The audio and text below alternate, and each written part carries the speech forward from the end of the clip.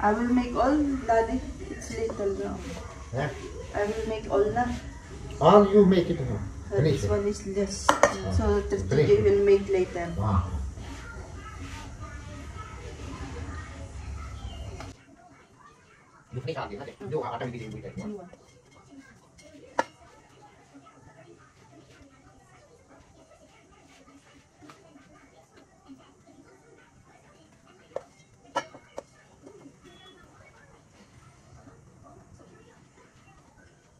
So ayan guys, ang ginagawa kapag bibilugin mo siya muna ganyan. Parang nininil mo din siya, yung parang minamasa mo din siya sa iyong palad, ayan, sa iyong kamay. Katapos mong mamasa, ididip mo siya sa powder na ata. Ayan, didip mo siya para hindi kumapit. Tapos ayan, tapos bibilugin mo siya ng gamit ito. Pag ganyan, yan.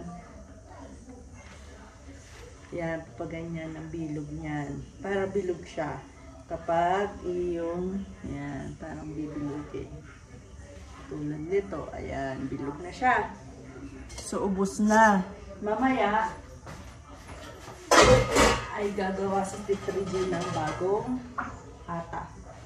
So, asan ang ating lighter? Ito po ang lighter namin sa India. Yan, ganyan.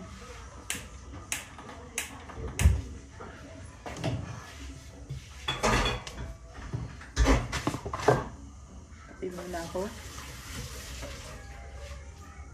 It's currently 8:35 in the morning, guys.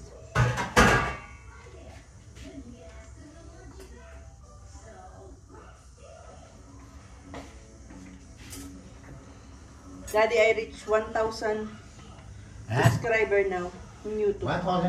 Huh. Okay, that's for you.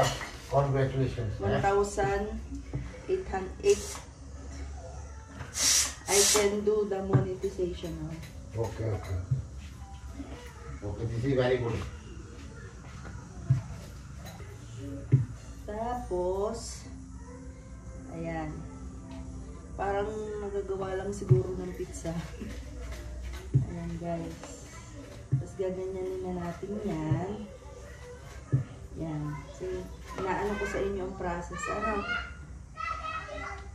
Pag uwi ko ng Pilipinas ay lalo kung kasama ko si Rishi ay gagawa ako nito. Kasi nga ay hindi siya mabubuhay ng walang ganito. Ayan. So, ayan.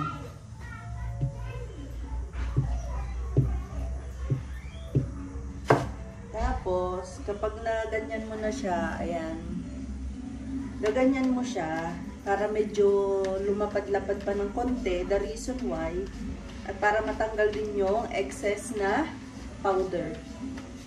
So, ayan. Si Mami at si Kalpana ay sanay na sanay nasa ganito, pero ako, medyo hirap pa ako. Ayan. Ayan, nakaisa na tayo. Tapos, ito yung lalagyan natin. Ayan. So, si Adi guys ay ready na siya. Niready ko na siya going to school. Ready na ang lahat. Na-prepare ko na yung baon niya. At na-prepare ko na rin siya. Nakasuot na rin siya ng uniform. At sapatos. Ready to go na siya. Actually, 9 o'clock ang kanyang calling time. Ang kanyang time. Pero ngayon 8:30 pa lang. 8:35. Maaga ko talaga siyang piniprepare lagi. Para, kasi si Daddy ang naghahatid. Gusto nung lagi maaga. Si Daddy always on time. Ayan. So, para makagawa na rin tayo ng ata ng maaga. Kasi, guys, ito yung pinakakanin nila dito sa India. This one. Chapati. Kung sa atin is, kanin is life. Sa India naman is chapati is life. Ayan. Ayan. Buti na lang, pinag-aralan ko na siya ng talagang mabilisan. Kasi gustong-gusto ko rin talaga magawa nito eh. Kaya siguro natutunan ko siya ng maaga. Sa ilang buwan pa lang ako dito, di ba? Marunong na ako. Yung iba, years pa bago nila matutunan. Kasi nga medyo mahirap din talaga guys ang matuto ng chapati. Kasi nga lagi si mother-in-law maalis. Ngayon, sino magluluto kapag wala si mother-in-law? Nakakaawa naman yung mga father-in-law ko tsaka sina brother kapag wala. Kung hindi ako marunong magluto, diba? O, ayan na siya. Yan. Isa. Padalawa. Excess powder. Kailangan matanggal. Ayan. May gagawin tayo dito mga 20 pieces, guys. Kasi nga, sa umaga kasi, marami silang pinakain. Sa gabi, less ang pagkain. So, kung sa umaga ay 20, sa gabi ay gumagawa lang ako ng mga 12, 15, ganun lang. Or 10 sometimes. Kasi nga yung aso namin, si Pasko, ay chapati din ang kinakain. So, kasali siya sa bilang ng paggagawa ko ng chapati. And kaya ko isinasawsaw dito, guys, ay dumidikit kasi ito sa aking pinaka, ano bang tawag dito? Ayan. Atin muna. Yan. Palubohin. This is balloon, guys, in India.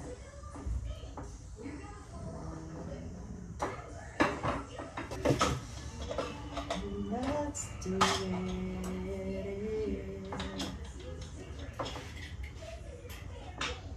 Yan, guys. Kami lagi ang magpartner ng aking father-in-law sa kusina. Kapag wala si Mami, si Kalpanayan, kaming dalawa. Kahit si Mami ang nandito, wala talaga si Kalpana, kami ang magpartner. Si Mami ang nagagawa ng sabji or gulay. Tapos ako naman sa chapati.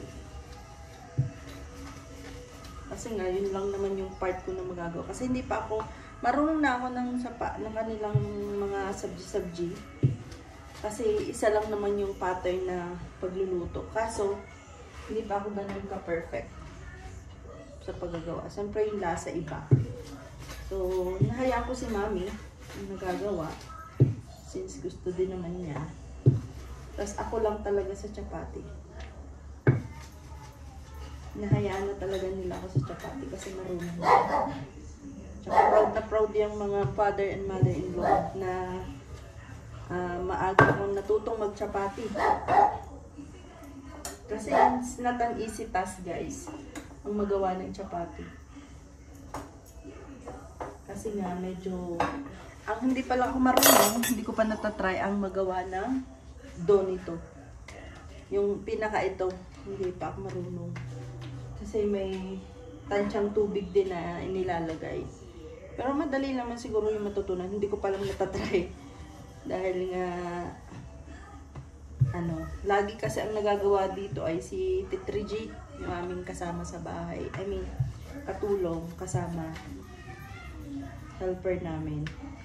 Ang mga helper dito, guys, ay parang Canada lang or Europe, yung every hour per hour lang sila. Hindi sila katulad sa Pilipinas na mag-stay in sa inyo sa buong maghapon or buong araw sa inyo matutulog. Dito hindi.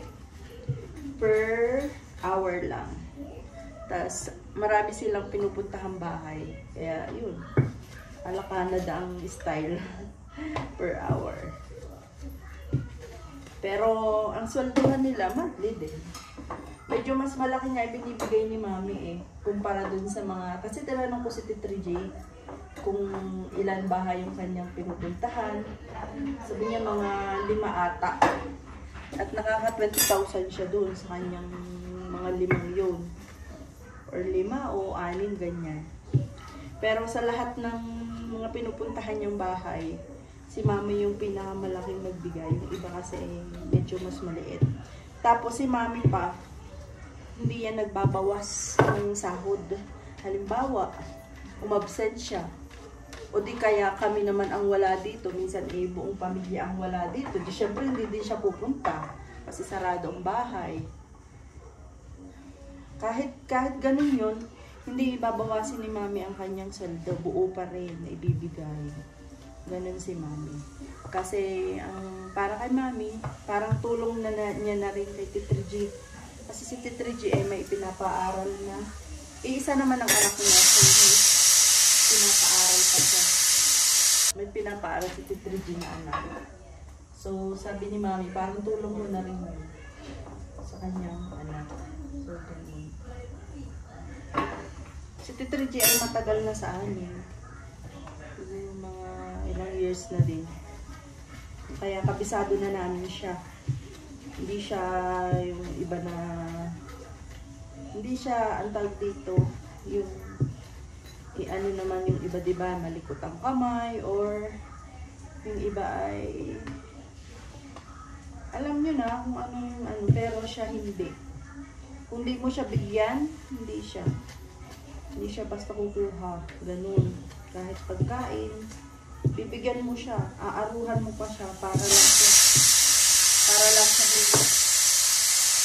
kumain. So, ayun ang istorya kay Tito G. Tsaka dumadating siya sa pahapon, hindi sa umaga.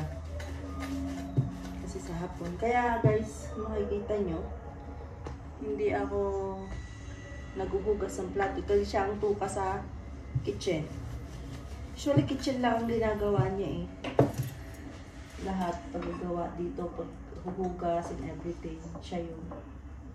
Kaya hindi ako naghuhugas ng plato. Naghuhugas din ako pagka yung kailangan. Pag wala siya, absent siya, ganyan. Kasi ilang magagawin niya. Ako yung gumagawa ng ibang gawain. Katulad ng paglilinis ng bahay, pagmamap, pagwawalis, yan. Ako. Supposed to be siya ang gumagawa ng before. Ngayon hindi na. Sabi ko, Tito G, hayaan mo ako ang gumawa. Kasi parang pinaka-exercise ko na rin ba. Sanay ka na magawa nitong chapati guys. Mabilis ka lang.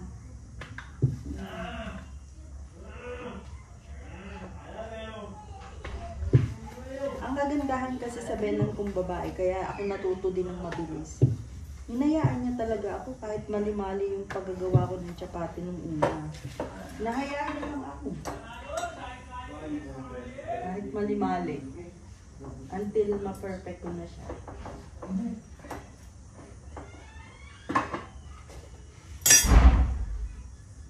Kita niyo yun guys. So, kapag lumubo, it's like an achievement.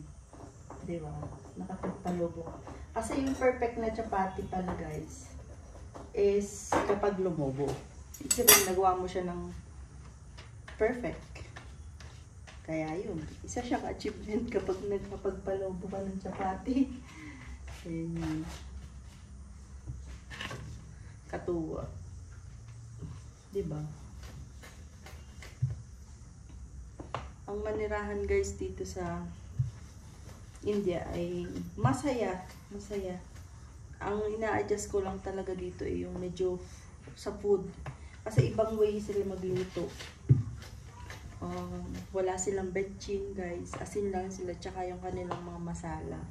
Good din naman. Kaya siguro mahaba talaga ang buhay ng mga tao dito. Yung lola nga namin, lola ni Rishi, ilang taon na yun. 90 plus na yun. Buhay pa. Malakas pa nga. Sabi nga ni mami, naglalaba pa yun. Naliligo pa ng kanya.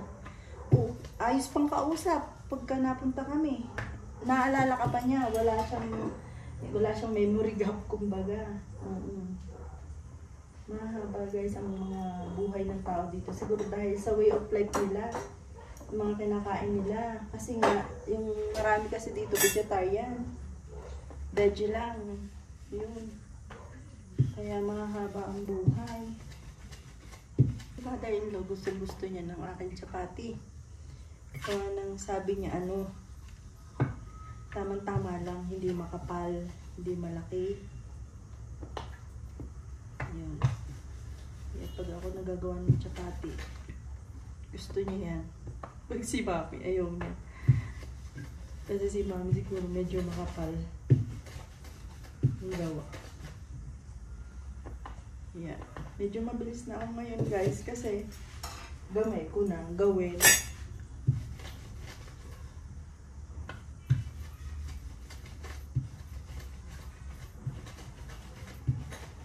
Dali lang gawin kapag sanay ka na.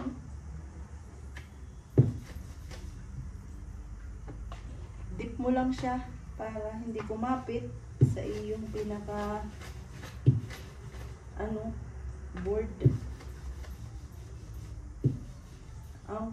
Ang gamit namin guys ay parang marble or tiles. Ito yung bagong tiles, yung malinis sa tiles ito. Yung iba ang gamit ay kahoy, pwede rin kahoy. Yan. Diba? Hindi, ako yung makakapagawa na pag umuwi kami ni Rishi sa Pilipinas. Next year ang uwi namin. Mga December siguro. Kasi kaya December, si Adi ay, yun din ang kanilang school, pag dito break ni Adi. Balak namin ay this December. Next December, not this December guys. Next year. Kaya chapati tu, Bhaskar. Puri chapati, bang chapati ini.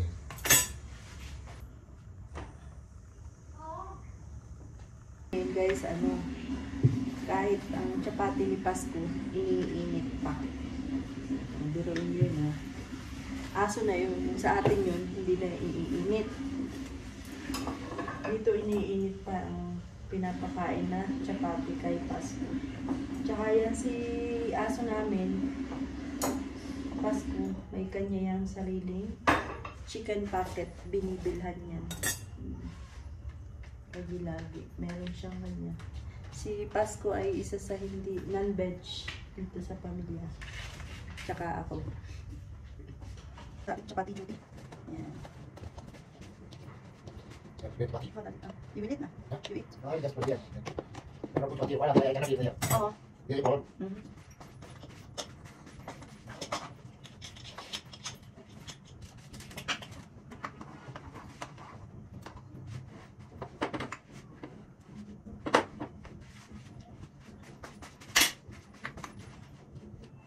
And let's go to another task guys.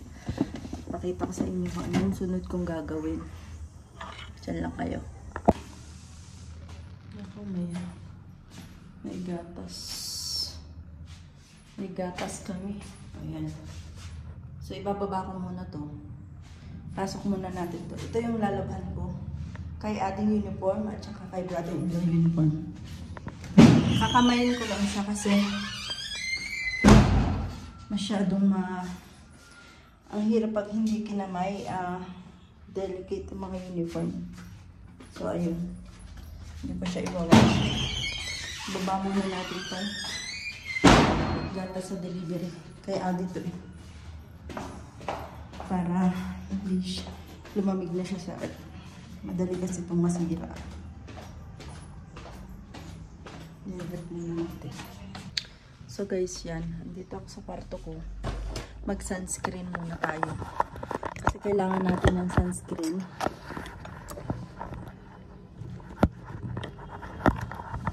Magsa-sunscreen lang muna ako. Kailangan ko ng sunscreen. Kasi nga, mapapalaban tayo ng bilaran maya-maya. Pagkatapos ng ating labahin. So actually, nagsa-sunscreen ako. Dahil nga, nag-ano ako sa mukha ko, nagpapahid na kung ano-ano. Kahit naman hindi guys, kailangan talaga nagsasunscreen ka. So, ang gamit ko po ay eto. Apakaganda niya. Mabilis siya mag-absorb. Binili ko to sa UAE. Anong ang tawag dito? Glow at Peri Skin yan. Peri Skin. Ito ay isa sa pinakasikat na ngayon sa market. Yung nakasikat na sunscreen sa market. So, ayan. Kailangan tayo guys ay nagsasunscreen para sa ating balat. Tapos, ayan, ginaganyan ko na rin yan. Ayan. Kasi medyo mainit din talaga dito sa UAE.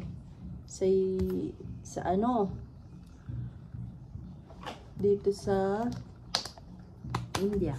Iba yung init. Wala na akong lotion. Asan yung isa kong lotion?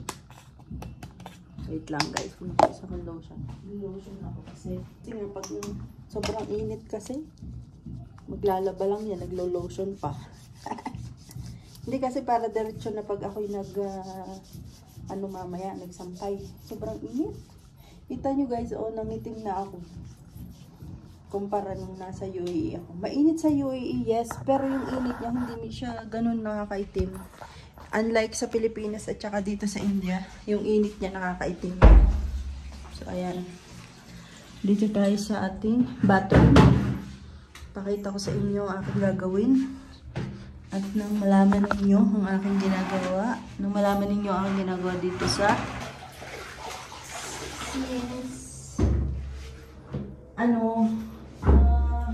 yan. Uniform ito ni Adi sa tracksuit niya. Aside from yung uniform, ito yung siguro pag naglalaro sila, yan. PE. Yan, PE uniform ito ni Adi. So, araw-araw, kapag pumapasok si Adi, ay nilalabhan ko niya siya araw-araw. Yung uniform. Yan. Parang hindi ako nagtatambakan. Kasi nga, kinakamay ko lang usually ang uniform ni Adi. Hindi ko siya winawashing. Kasi madaling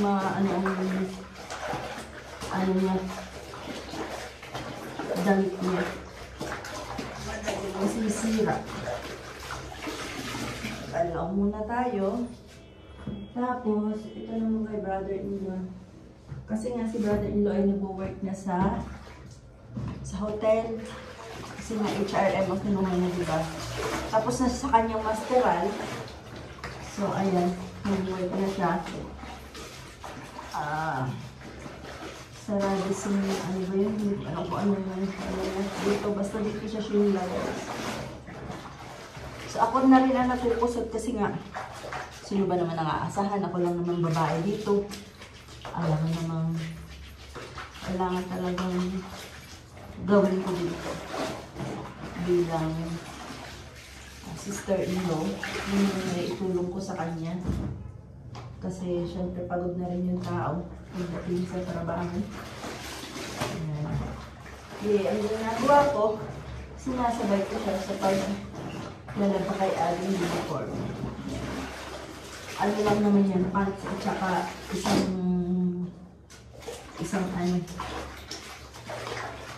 pants at isang blouse naman. Kayang-kaya naman, labahan. Yan.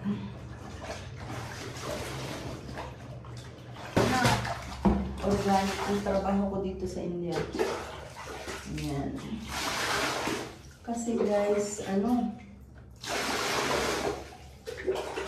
syempre, parang ate duties din ako, diba? Papaka-ate tayo this time. Ayan, lagyan na natin to. Ito kasi yung sinanto ko dun sa isang sabunan na galing sa UAE.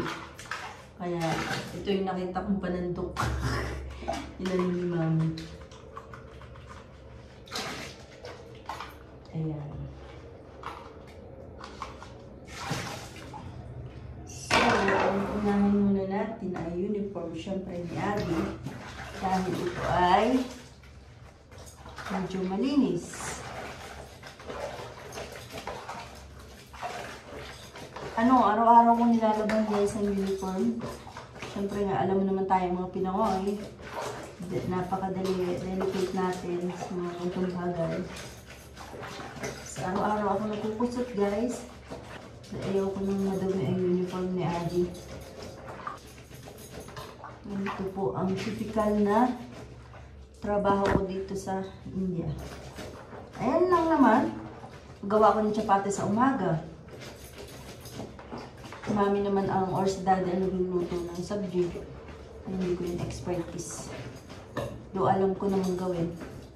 Tapos, pagkatapos nun, magkatapos itong labakong ito, maaga pa naman kasi, bago dumating si Ade, pagkatapos nun, ayun, mag-aano naman ako, magwawalis at magmamapa. Papakita ko sa inyo mamaya, guys. Aking pagwawalis. Aking pagmamap. Guys, kailangan ko badly nung brush na ganito. Wala kasi ditong brush na net na madali siyang hawakan, 'di ba? Marami dito yung brush na may hawakan pero nahihirapan nga ako. Kailangan ko talaga yung ganito na galing sa Pinas. Wala kasing ganito. Ito, nakihalang ito sa mga pinagbalot-balutan kung ano-ano eh.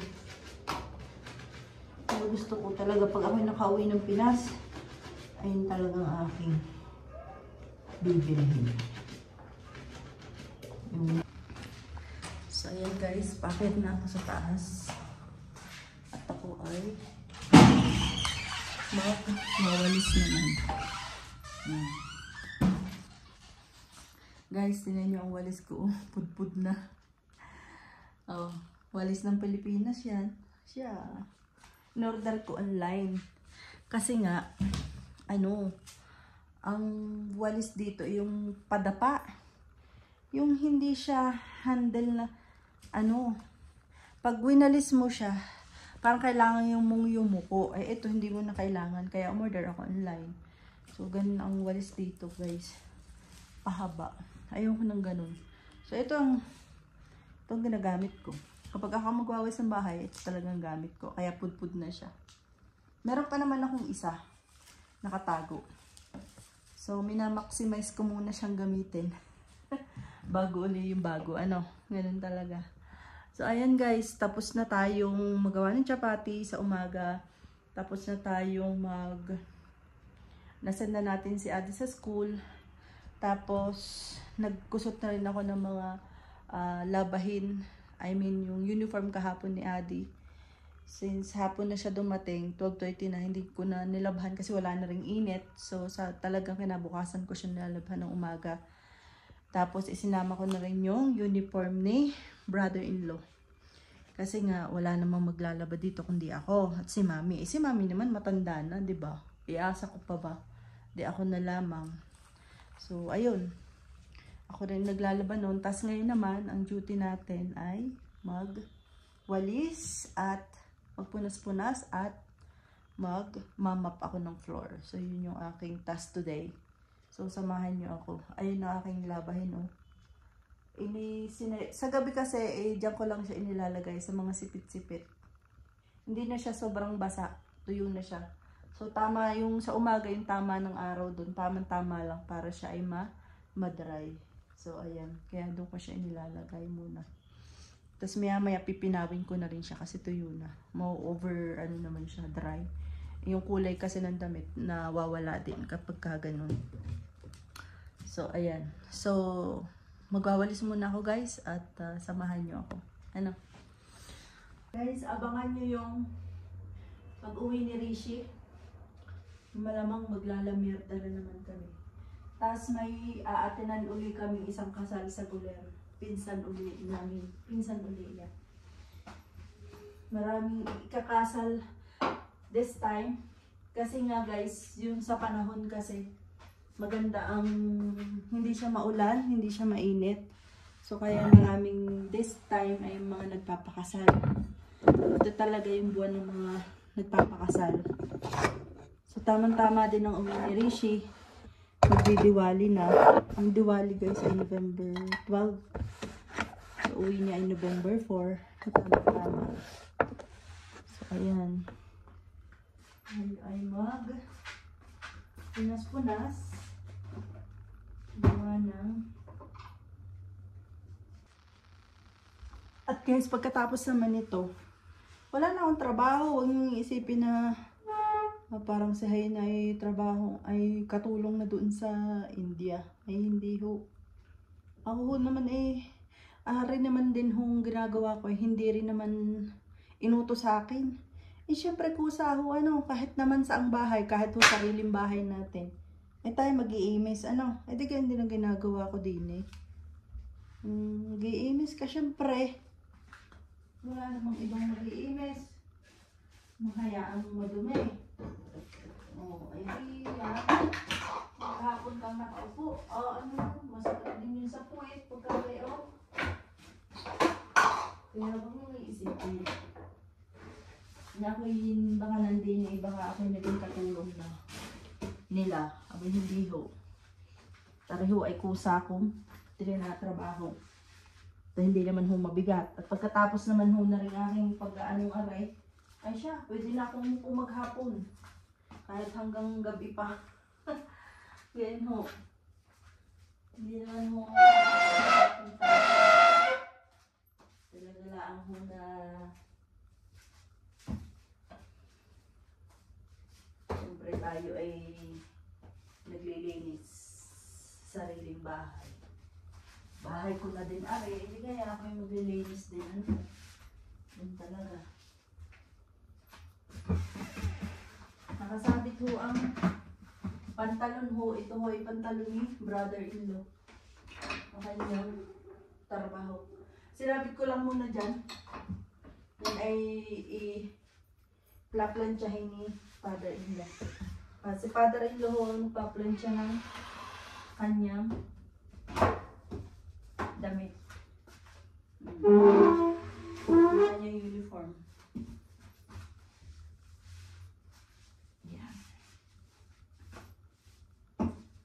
Kailangan naman kung asahan ko pa yung mga beanan ko, mga 70 na ho. Ang aking beanan lalaki 72 na. Ang akin hong beanan babae ay mga magsi-70 na rin ho. Ay, yun ang asahan ko din eh. At ako naman ho din ang babae. Alam nga naman, ano ho. Ay, yun talaga. Masakit din naman ho sa puwit ang umupo ng umupo, ano. Kaya, ayan. So, walis-walis tayo. Pagkataas ng walis, ay imamat ko yan. Mula taas hanggang baba. Yan. Sahadi na kayo. Hindi naman tayo sa kwarto ko. Yan. Ang gulo ng kwarto ko, ano. Hindi pa ako nakaimis. Gawa ng si Ate nagmamadaling bumaba. Ay, nakakaiyamot yung batang iyon. Nagwawalang hiya ay pagka gustong bumaba na agad. Pagkagising mo. Hindi mo na matiklop. Parang iyong titiklopin. Talaga naman. Batang iyon. Maganda ang weather ngayon guys kasi mainit. Hindi siya masyadong ano. Pero actually magtataglamig na. Sa gabi ho ay malamig na. Naramdam na lang. Ako nga kagabi galing kami dun sa aming sa aming dito. Kapitbahay. Naka-birthday kami. Naku eh. Ay kuwang. Malamig na sa labas. Areho ay gamit ko. Areho. Arimblong ay gamit ko. Arisa. Kay Adi. Yan. Ito ay pang sapin ko sa gabi sa kanya. Para in case na umihi siya, mag-leak yung kanyang diaper, ay hindi yung mababasa ang aming kama. So, ayan. Hindi lang mo.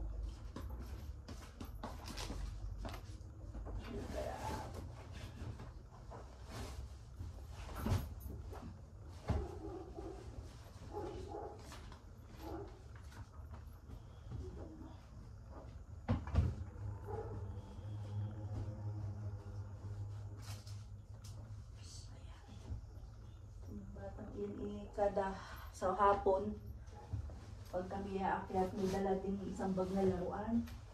Kaya yung ibang laruan din eh, naiiwan. Pagka malapit na lumamig, lalagyan ko na naman ito ng heater pad. Itong aming kama. Kasi na, malamig na. Hindi na kaya. Sa gabi eh, hindi mo nakakayanin.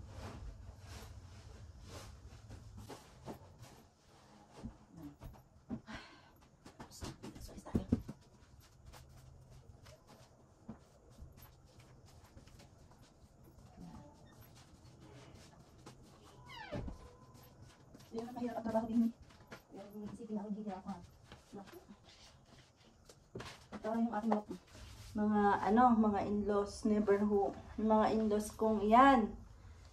Never who akong intusan yan. Gawin mo yun, magwalis ka, magmap ka. Minsan sila pa ho ang nag-aano sa akin. Lalo na pag malamig. Ang tubig. Si mother-in-law, sabihin nun sa akin ka na magmap ngayon at malamig naman. Sasabihin nun ay pagyapak ako sa CR. Magtsinelas ka at malamig ang tubig. Yan, ganyan si mother-in-law. Para ho talaga akong pangalawang magulang. Ganyan ho ang nangyari. Tingnan naman, punong-puno ng aking lagayan ng mga makeup ko. Makeup. Lagayan ng makeup ko. Punong-puno. Isara natin. Yan. Oh. Yung aking istasyong talagang lagi ng punuan. Puno ang punuan talaga.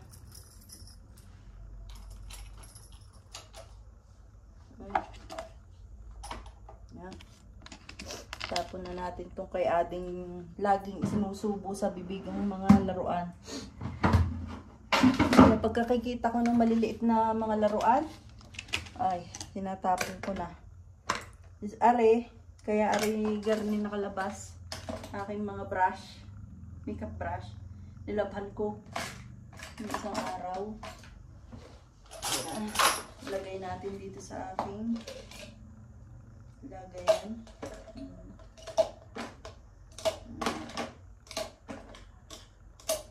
Parang gusto ko mag-aaral ng makeup.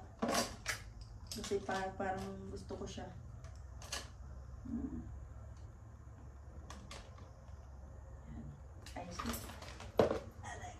Ayan. Ayan. Lagay na natin.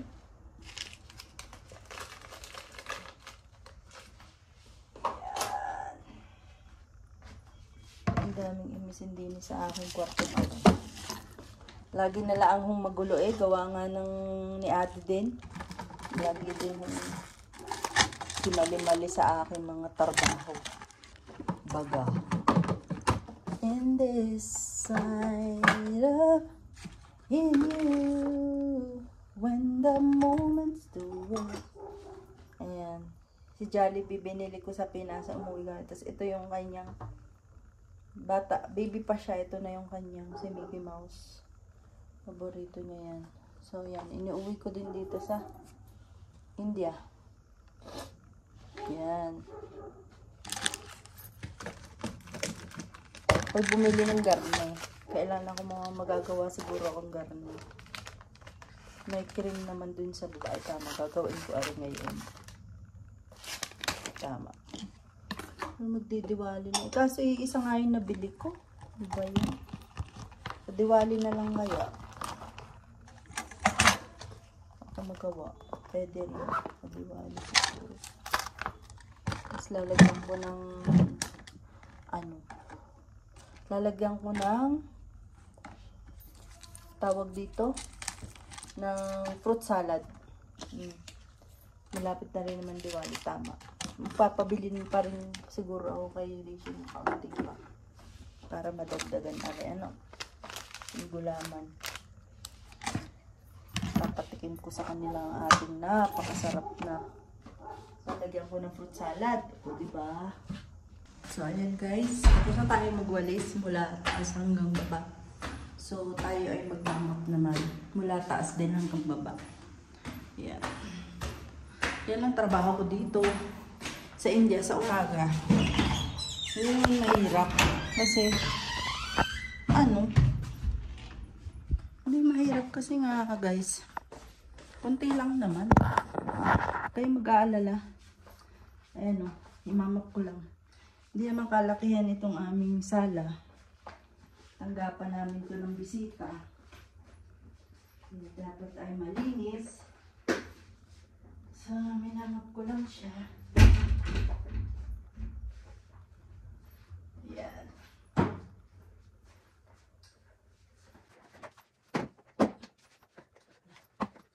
natin yung alaan niya. Siyempre. Ang simple. Simple sa kwarto. Ayan.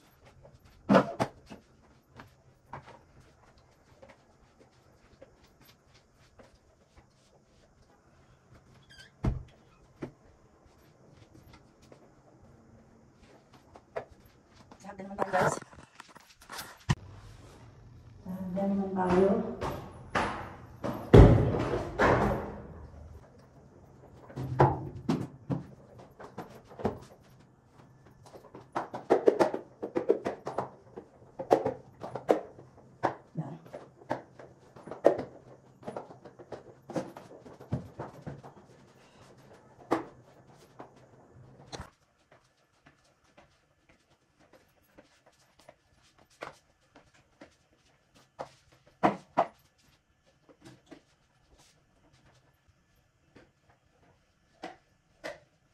So guys, tapos na tayo sa mopping, brooming. Now, maglilinis naman tayo ng toilet.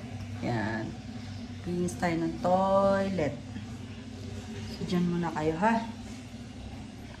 Guys, kukuha muna tayo ng yung ano ba tawag doon? Parang squeezer. Parang matanggal yung tubig sa washroom. Matanggal yung tubig sa washroom. Kailangan ko to. Nasa taas kasi yun. So, para sa CR. Yung isang bathroom kasi namin ay walang gano'n.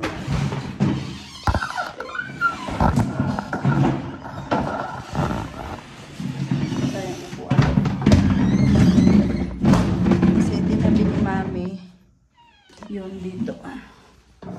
Si Mami. Ayan. Kaya kita highest level tayo. Kung makakaakyat tayo dito. Taas guys.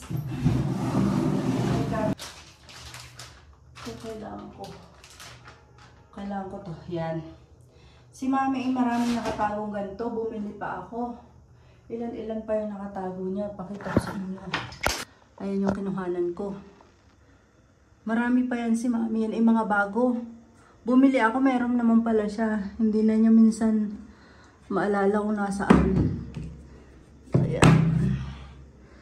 So, gagamitin ko kasi sa CR. Ayan. Diyan lang kayo guys. Naglinis na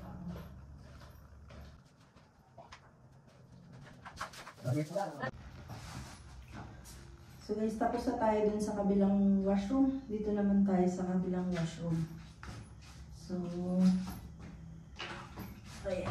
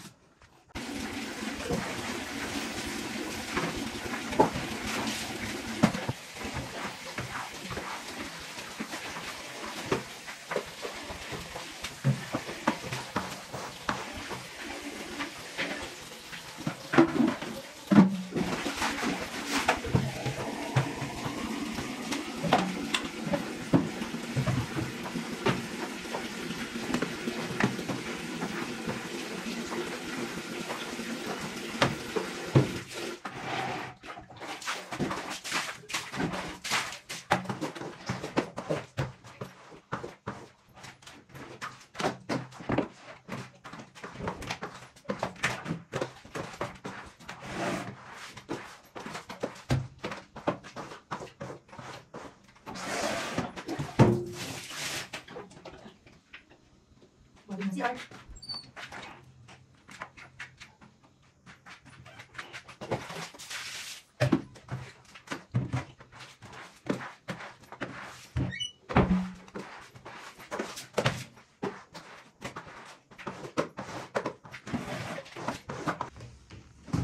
guys, tapos na tayo sa floor and ano, ito naman. Saan naman tayo? Sa lababo. Faucet. Ang tawag dito.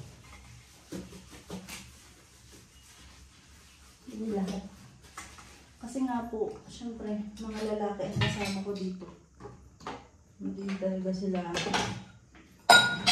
maglilinis. Wala talagang maaasahan. Kundi ako at si Mami. Kaya ayan. Ramdam ko yung hirap ni Mami. Pagsinsan mo.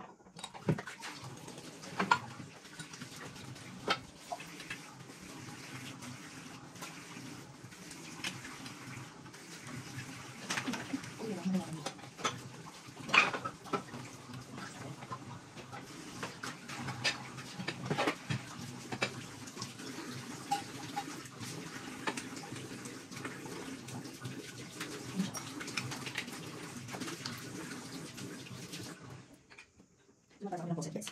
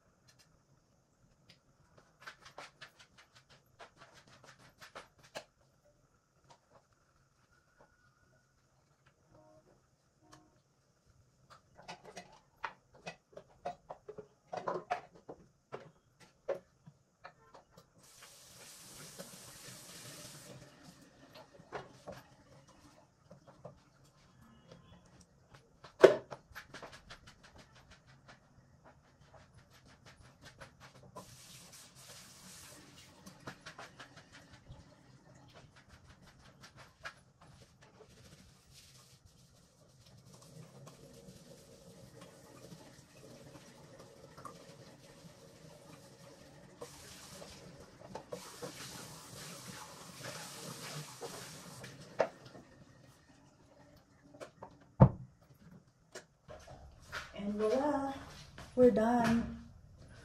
We are done, guys. Yan na.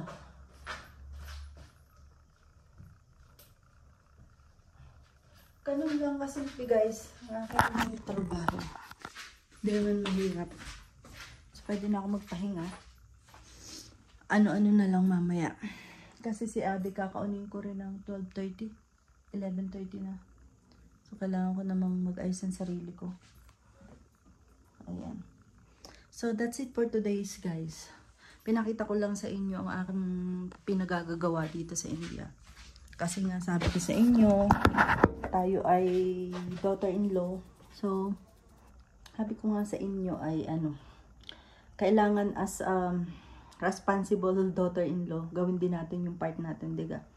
Kasi iisa naman akong babae dito since ganun. So, kailangan ko rin makipag-cooperate.